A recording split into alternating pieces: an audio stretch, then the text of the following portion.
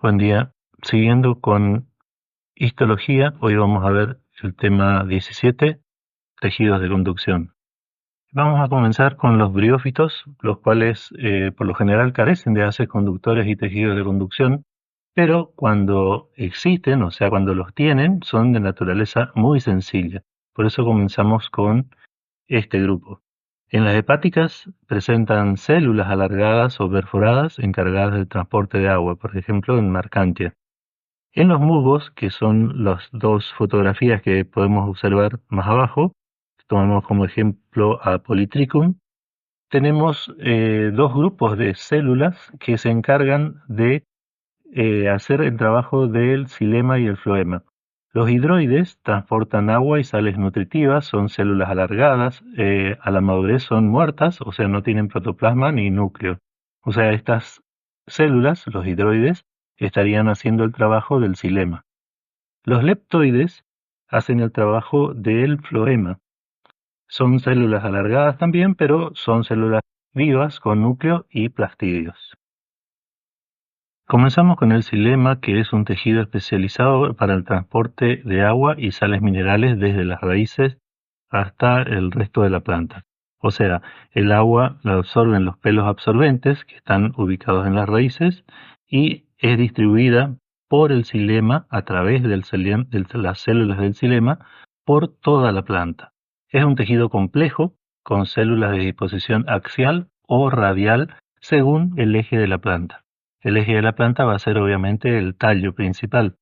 A partir de ahora tienen que empezar a pensar en tres dimensiones, porque nosotros vamos a seguir viendo cortes, principalmente en dos posiciones, en corte transversal y corte longitudinal. El corte longitudinal lo podemos ver de dos formas que ya vamos a explicar, pero tienen que ir abriendo la cabeza para ir pensando en tres dimensiones. Las fotografías y los dibujos siempre ustedes la van a tener en dos dimensiones, pero tienen que transportar eso a la planta. Bien, el xilema puede ser primario, si está formado a partir del procambium, y será secundario cuando está formado a partir del cambium. Esto nos da una idea más aproximada a lo que decíamos en la estructura primaria de la planta cuando hablábamos de la estructura primaria y la estructura secundaria de la planta. La estructura primaria va a estar formada por este xilema primario y la estructura secundaria va a estar formada por este xilema secundario formado a partir del cambium. Acá en la fotografía podemos ver procambium y un xilema primario que ahora vamos a ver en detalle. El xilema primario puede ser observado principalmente en los tallos jóvenes, en las partes más jóvenes de las plantas, también en los tallos y raíces, en las nervaduras de las hojas, ya sean estas plantas herbáceas o plantas leñosas en las partes más jóvenes. Cuando son plantas leñosas, por lo general, la estructura primaria ocupa una mínima porción en la planta. El xilema primario, que se forma en primer lugar a partir del procambium, va a estar formado por dos tipos de células. Primero se va a formar el protoxilema y luego se va a formar el metaxilema.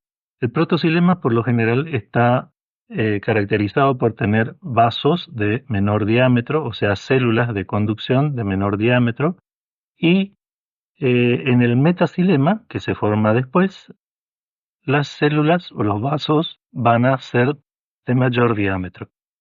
Aquí no se ve el procambium de donde se originan estas células. El procambium estaría ubicado acá. Acá sí se lo puede ver. Este es un ejemplo de batata, de Hipomea batata, un tallo de Hipomea batata. Y estas serían entonces las células que se formaron primero, que están más lejos del procambium, y las que se formaron a lo último están más cerca del procambium. Acá también lo pueden ver. Acá hay una sola fila de procambium. Esto ya es floema y todo esto es xilema primario. Y en este xilema primario entonces vamos a reconocer al protoxilema, estas células que están acá, de menor diámetro, y al metaxilema, estas células que están acá de mayor diámetro. Esto se formó primero. Recuerden que se forma desde acá, desde estas células. El procambium es quien forma a estas células, en este sentido, al xilema y en aquel sentido al floema.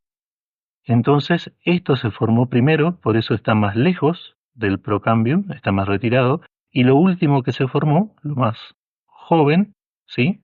Está más cerca del procambium. Por eso tenemos proto, que es lo primero, protoxilema, y metaxilema. Como dijimos entonces, el xilema es un tejido complejo constituido por diferentes tipos celulares.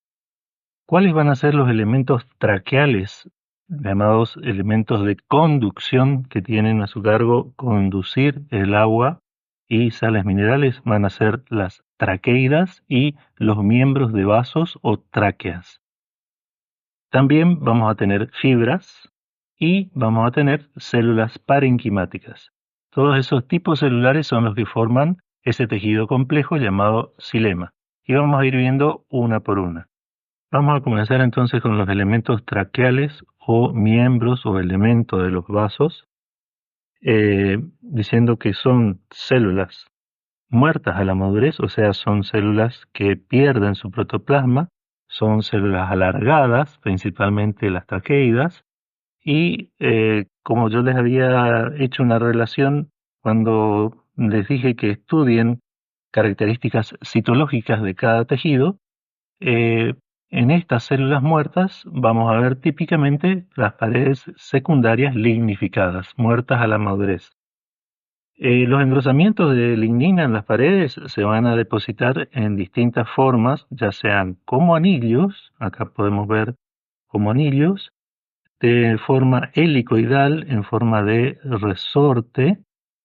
eh, Esto se va a llamar vaso anillado.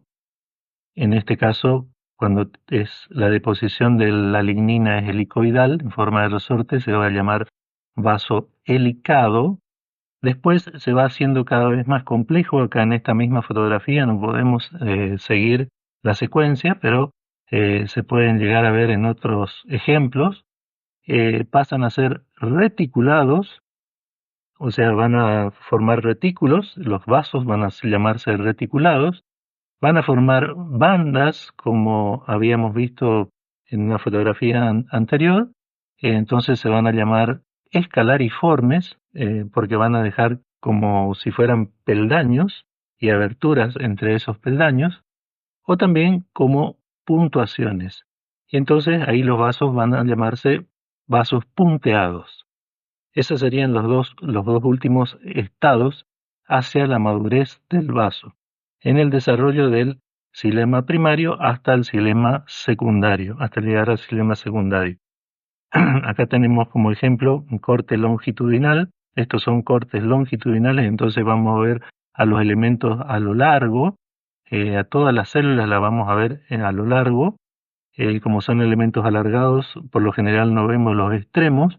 Tenemos que mirar con menor aumento para ver los extremos.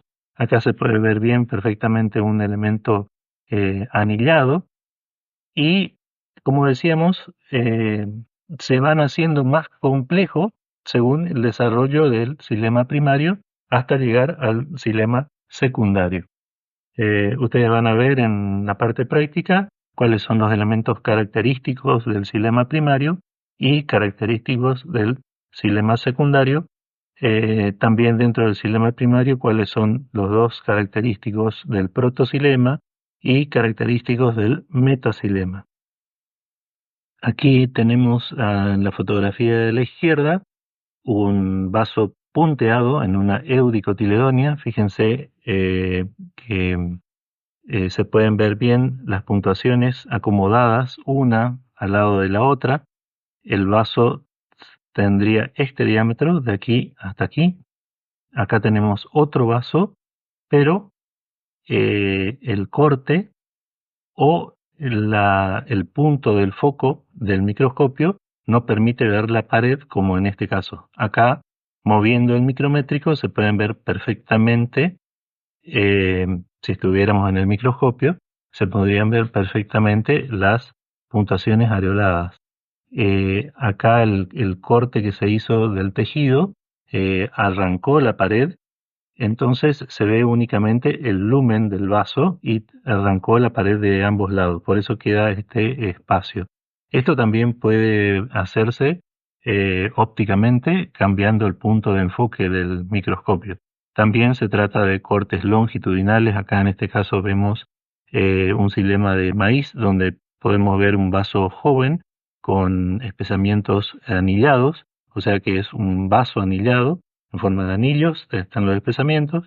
Después, no siguiendo una secuencia ordenada, porque esto está un poco más atrás, esto está un poco más adelante, también podemos ver un vaso escalariforme, esto sería más joven, el escalariforme ya sería eh, más avanzado el estado, y esto también sería un vaso reticulado, está formando retículos, entonces sería un vaso reticulado. Y ahora vamos a hablar de las perforaciones en los vasos. Los vasos son los únicos elementos que tienen perforaciones en sus paredes terminales. Recuerdan ustedes que yo les mencionaba que un vaso típico, acá ya más acortado, una célula más acortada, más evolucionada, esto sería más primitivo, esto sería más evolucionado, tiene una perforación en las paredes terminales, tanto en la superior como en la inferior. Esto es un miembro de vaso.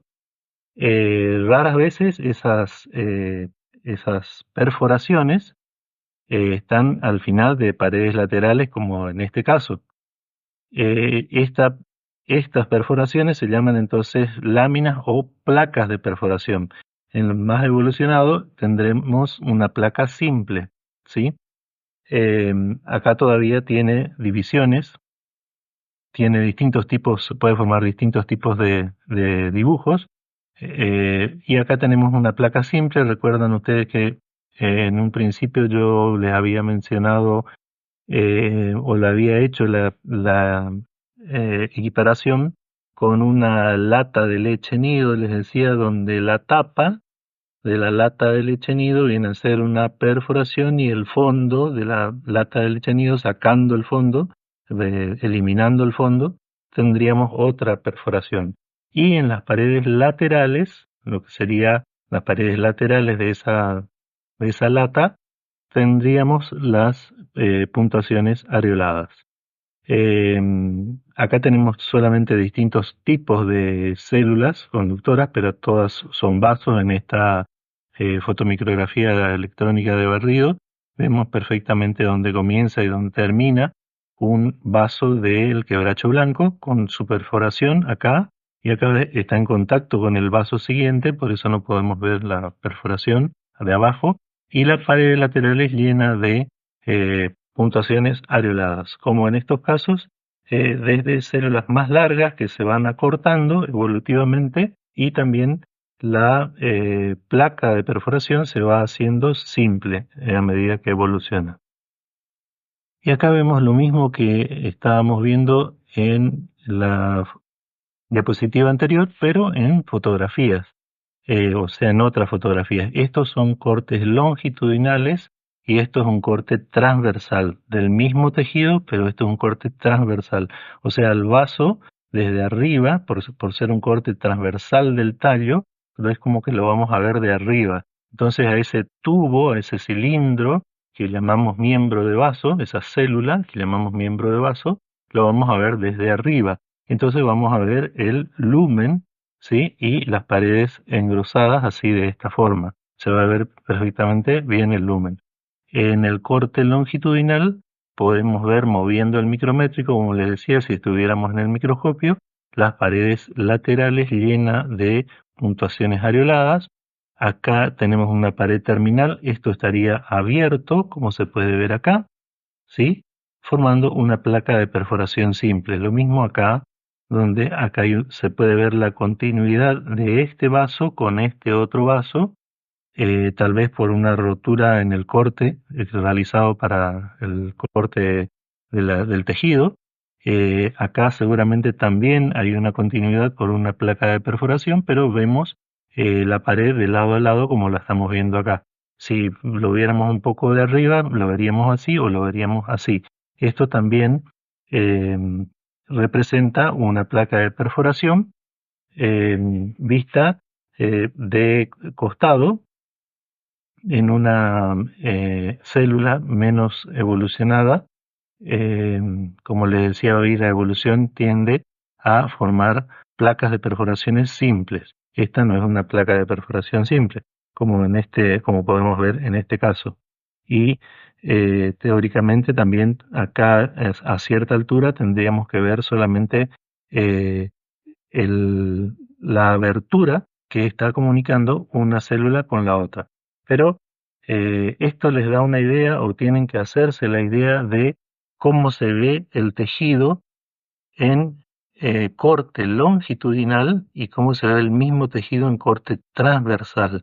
Es el mismo tejido, solo que los cortes son distintos. Yo corto transversalmente al tallo, lo veo así, mirándolo desde arriba, y corto longitudinalmente el tallo, y lo veo así, mirándolo de costado sería. Y acá también podemos ver ya, voy introduciendo las células parenquimáticas que adoptan esta disposición horizontal, o sea, transversal con respecto al eje del tallo. Por eso, al principio decíamos que las células del xilema se ubican axialmente o radialmente. Estas están ubicadas radialmente. Eso lo vamos a ver en más detalle enseguida. ¿Cómo se forma un vaso? Obviamente lo hace a partir de una célula sin pared secundaria. Recuerden que si es una célula del xilema primario va a provenir de una célula del procambium. Entonces vamos a tener una célula con pared primaria, viva, con su núcleo, su vacuola, su protoplasto. Y una vez que la célula va creciendo y alcanzando su ancho total, o sea, cuando ya alcanza el ancho predeterminado, el núcleo se agranda y comienza a depositarse la pared secundaria internamente. Obviamente, como ya habíamos visto que la pared secundaria se deposita por dentro. La pared primaria se vuelve más gruesa en el lugar de la placa de perforación, lo que luego va a hacer la placa de perforación, y después de esto la célula sufre una lisis de su contenido, o sea, se desintegra el contenido, el citoplasma, las vacuolas, todo se pierde el protoplasto. Acá entonces la célula muere, alcanzando su madurez, y acá ya tenemos el vaso formado, ya prácticamente sin protoplasto, con la abertura en los extremos y la pared primaria parcialmente hidrolizada. Ahora vamos a ver qué grupos tienen xilema constituido por vasos, qué grupos de plantas. Cuando nosotros preguntamos qué plantas tienen vasos, ustedes tienen que decir directamente las angiospermas. Todas las angiospermas tienen vaso. Lo que vamos a ver acá son excepciones. O sea, vamos a tener excepciones en pteridófitos, a partir de pteridófitos. Vamos a encontrar en Pteridium, Equisetum y algunas Marsilea. Vamos a encontrar vasos primitivos. En gimnospermas vamos a encontrar en el grupo de las gnetales. Acá tenemos un corte transversal de un tallo de Gnetum, del género Gnetum, que es una gimnosperma, donde podemos ver bien perfectamente eh, unas traqueidas bien desarrolladas que ya son llamadas a esta altura vasos. Y en las angiospermas hay, en casi todas las angiospermas vamos a tener vasos, excepto en algunas familias con representantes acuáticos. Ahora vamos a hablar de las traqueidas, que son elementos traqueales no perforados, o sea, no tienen placa de perforación. Yo les había aclarado que los únicos elementos que tienen placa de perforación son los vasos. Las traqueidas son elementos no perforados. También son células que están destinadas a la conducción de agua y sales minerales en el xilema. La comunicación entre las células se establece por pares de puntuaciones areoladas. Repasen las puntuaciones.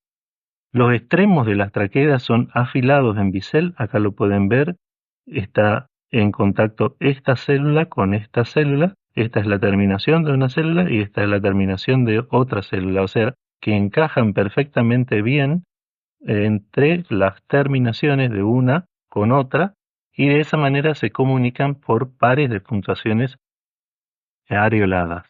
Son células muertas también a la madurez, o sea, tienen también pared lignificada y tienen un lumen grande. Habíamos visto esquemas de traqueidas cuando estuvimos hablando de el origen filogenético de las fibras.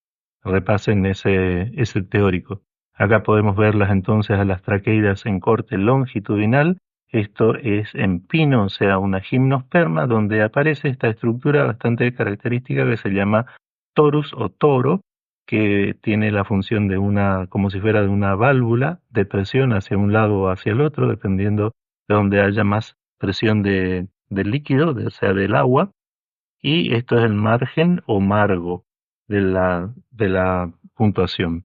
Lo mismo vamos a ver acá en Nerium oleander, el falso laurel, pero en corte transversal de una hoja, entonces son las terminaciones en las venas de Nerium oleander. Esto es una gimnosperma, esto es una angiosperma, o sea que también vamos a tener traqueidas en angiospermas, también lo vamos a tener en el leño, no solamente en las hojas.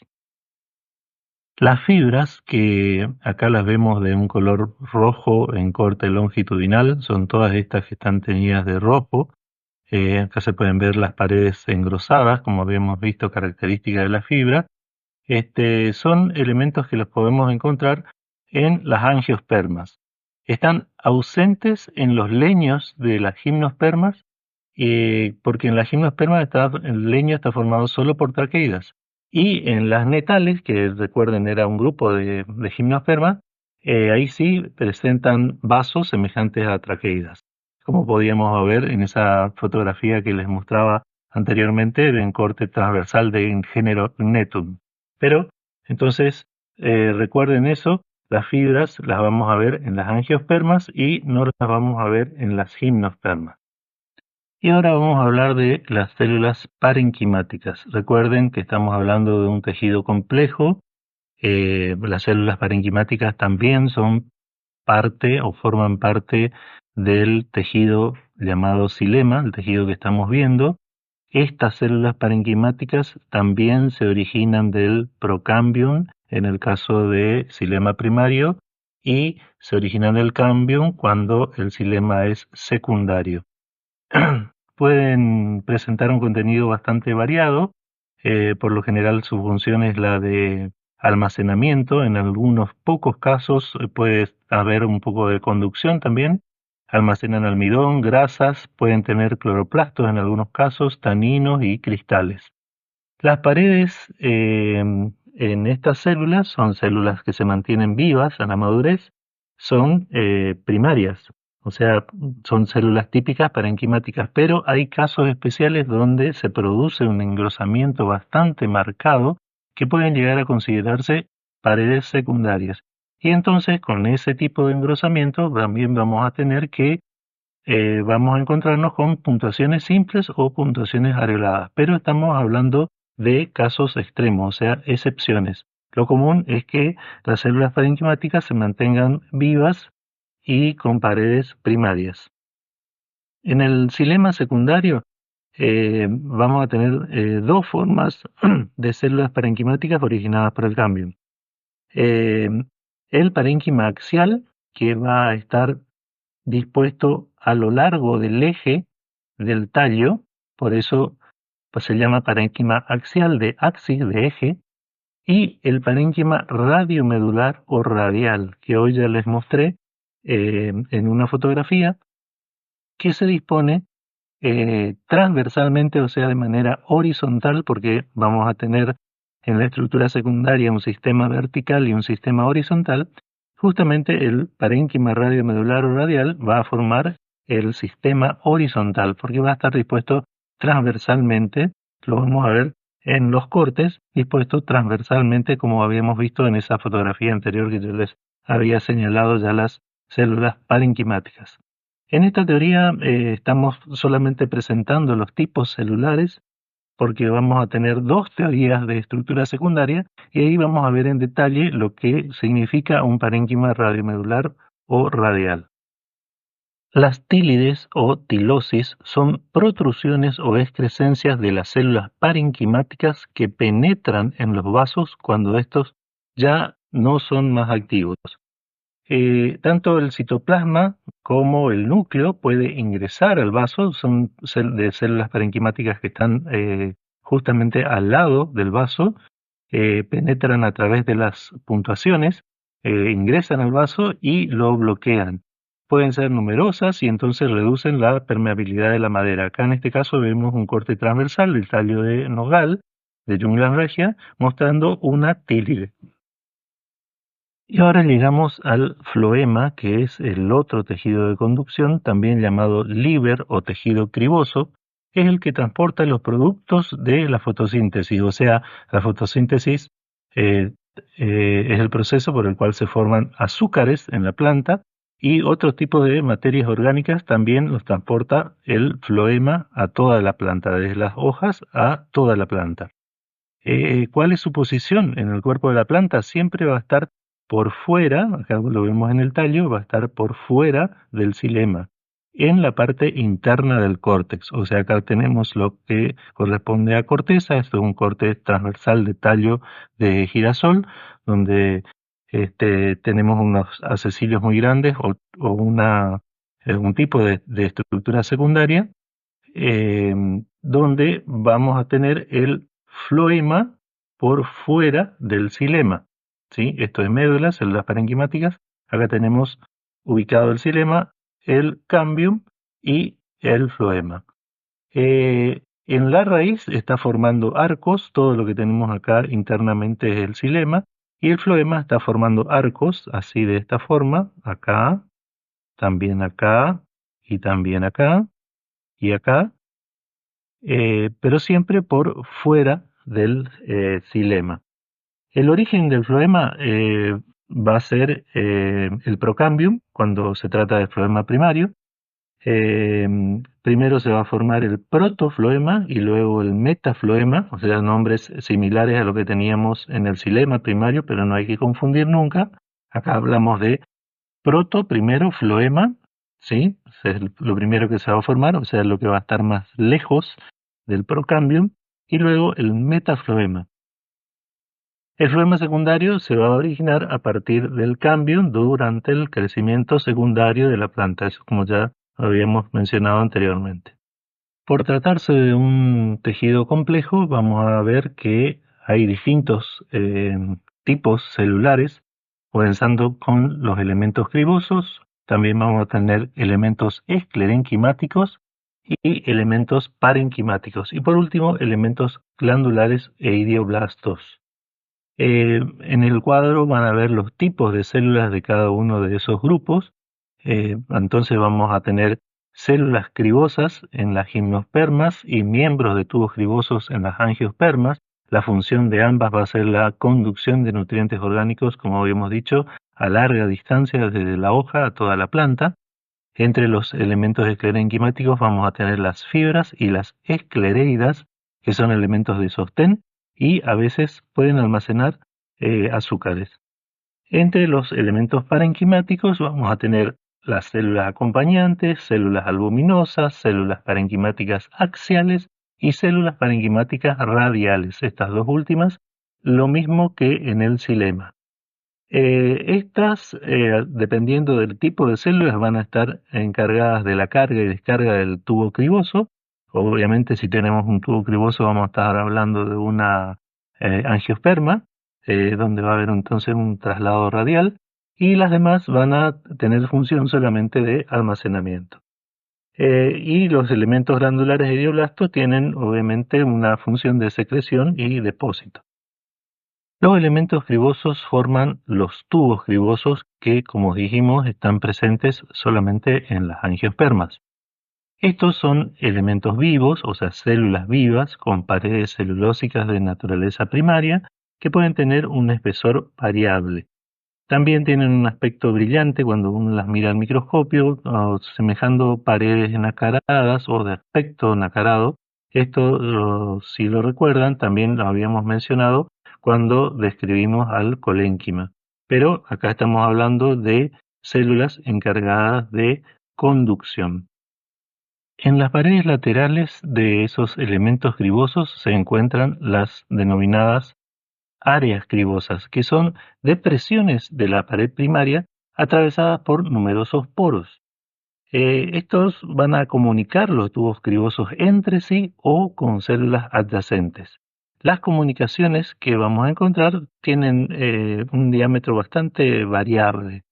Y en las paredes terminales eh, vamos a encontrar las placas cribosas. Las paredes terminales también, como en el caso del xilema, que habíamos visto en el xilema, pueden ser transversales o pueden ser inclinadas. El aspecto va a ser bastante similar a un miembro de vaso, pero no vayan a confundir un elemento criboso, de tubo criboso, con un miembro de vaso, porque son dos tejidos completamente diferentes. Esto es una célula viva en la madurez con pared primaria, y acá, en lugar de una placa de perforación, la llamamos placa cribosa. Esto es un corte transversal, esto es un corte longitudinal, donde vemos esa placa cribosa con poros, está formada por áreas cribosas con poros de gran diámetro. Los poros de la placa cribosa y algunas veces las áreas cribosas también se encuentran tapizadas de calosa. La calosa es un carbohidrato que se tiñe de azul con azul de adenina y que da glucosa por hidrólisis y tiene una función muy particular en la fisiología del floema a lo largo del año. Esto es bien visible. Si lo teñimos con safranina se van a teñir de rojo, es bien visible en un corte transversal. La placa cribosa se puede ver desde un pequeño aumento y con mayor aumento vamos a ver bien los poros. Y si la vemos en su posición transversal, también vamos a ver esos poros que pueden llenarse de calosa. Revisen la fotografía o diapositiva anterior para verlo esquemáticamente. Acá tienen justamente 3 fotografías tenidas con safranina, como les mencionaba, viendo en corte transversal. Estas 2 fotografías son vistas en corte transversal. Acá tenemos el cambium. Con menor aumento ya se pueden ver algunos elementos de tubo criboso, el diámetro, y ya se puede ver también placas cribosas. Con mayor aumento se ven mejor los poros.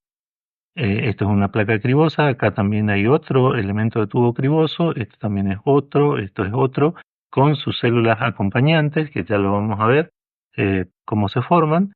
Eh, pero dependiendo de la altura del corte, donde hagamos el corte, es un corte longitudinal.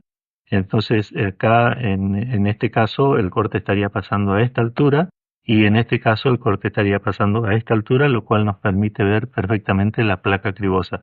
Así lo vamos a ver en corte longitudinal a los elementos del tubo criboso. Esto sería un tubo criboso, esto es un elemento, una célula, que está en sus paredes terminales rematada por una placa cribosa. Y llegamos a las células acompañantes. Recuerden que estaban dentro de los elementos parenquimáticos, o sea, son células parenquimáticas muy especializadas, asociadas ontogenéticamente con los miembros de tubos cribosos, o sea que lo vamos a encontrar en el metafloema y floema secundario de angiospermas. ¿Por qué? Porque las angiospermas tenían tubos cribosos. Las gimnospermas tienen solamente células cribosas.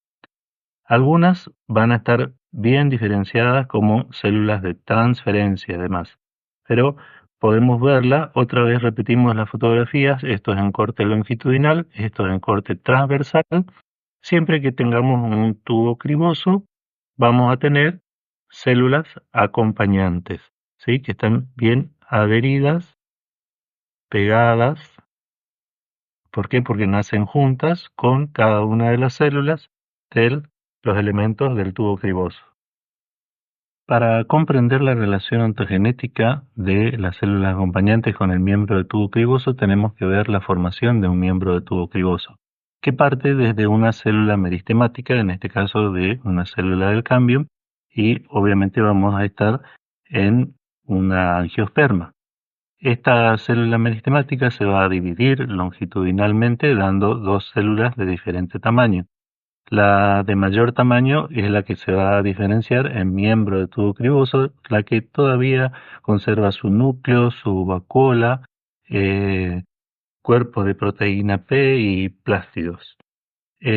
Siguiendo con el desarrollo, los componentes del miembro de tubo criboso se van desintegrando, el núcleo desaparece, también desaparece la vacuola, quedan solamente los cuerpos de proteína P dispersos, se pueden ver los poros de la placa cribosa, plastidios, y en el centro va a quedar lo que llamamos mictoplasma.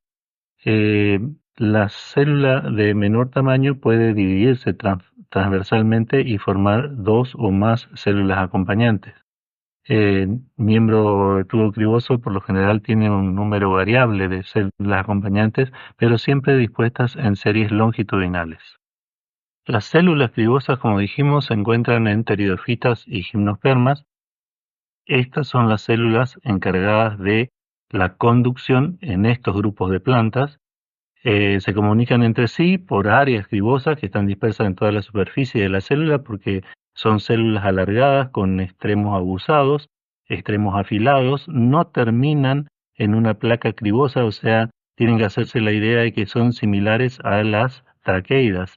Pero acá estamos hablando, como les dije hoy, de otro tejido, tejido floemático, donde vemos células vivas y con paredes primarias.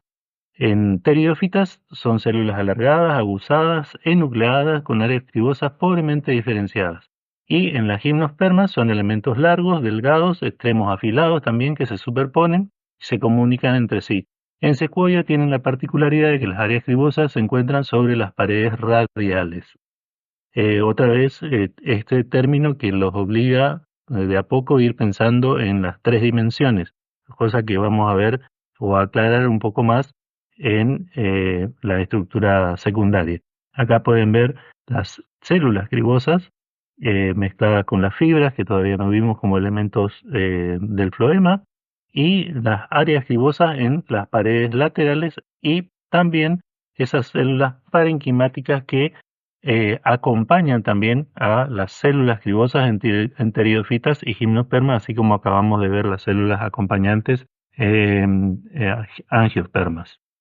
Vamos a ver las diferencias entonces entre células cribosas y miembro de tubo criboso.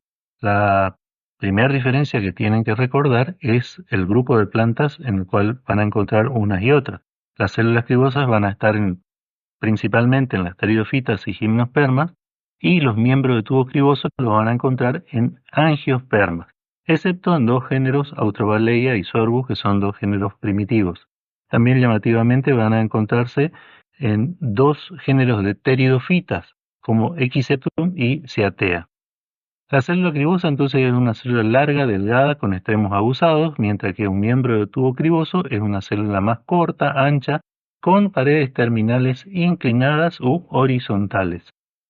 En la célula cribosa van a encontrar áreas cribosas poco especializadas en las paredes laterales y en el miembro de tubo criboso van a encontrar áreas cribosas en las paredes laterales y placas cribosas en las paredes terminales.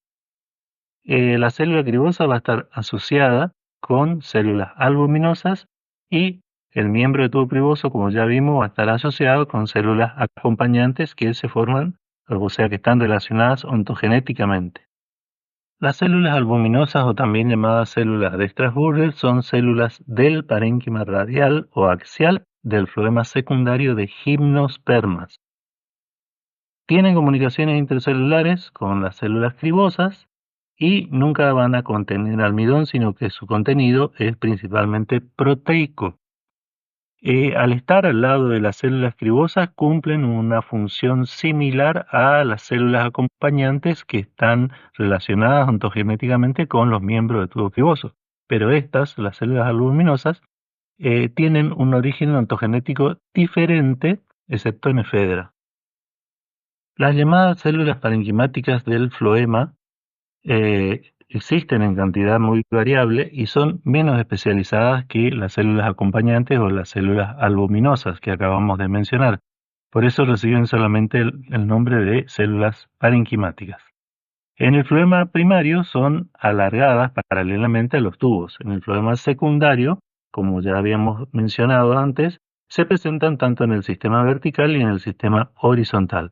Decíamos que en el sistema secundario, el crecimiento secundario de la planta, nosotros vamos a tener dos sistemas, un sistema vertical que está creciendo en el sentido del eje de la planta, por eso se llama vertical, y un sistema horizontal que está representado por células que crecen en sentido transversal con respecto al eje de la planta. En el sistema vertical vamos a tener dos formas básicas de células parenquimáticas, ya sean células fusiformes y hileras de células, una encima de la otra en el sentido del eje de la planta. Y en el sistema horizontal vamos a tener células dispuestas transversalmente y también van a estar integradas por dos tipos de células.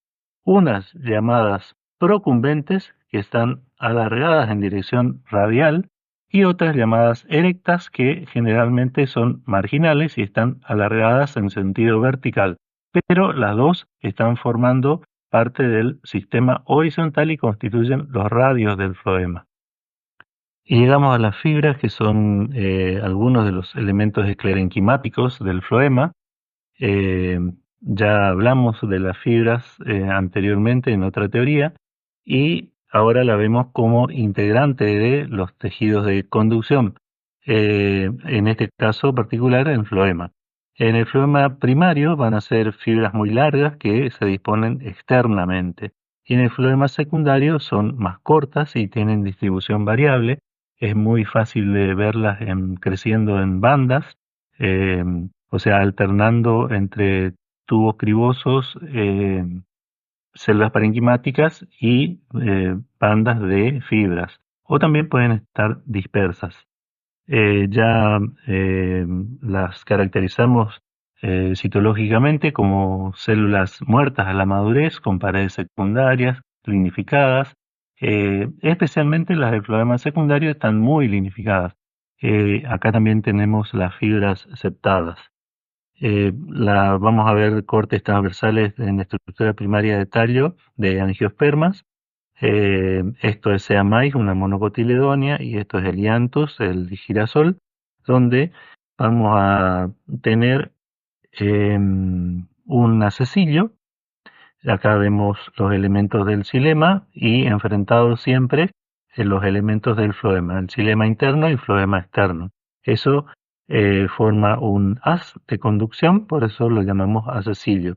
Y rodeando ese haz vamos a tener fibras que forman una vaina del haz. En el caso de Helianthus vamos a tener fibras perifloemáticas, llamadas así por su posición, externas al floema. Acá vamos a tener el procambium, el xilema es interno, siempre, el floema es externo, y por fuera vemos estas fibras que acá se pueden ver con mayor aumento.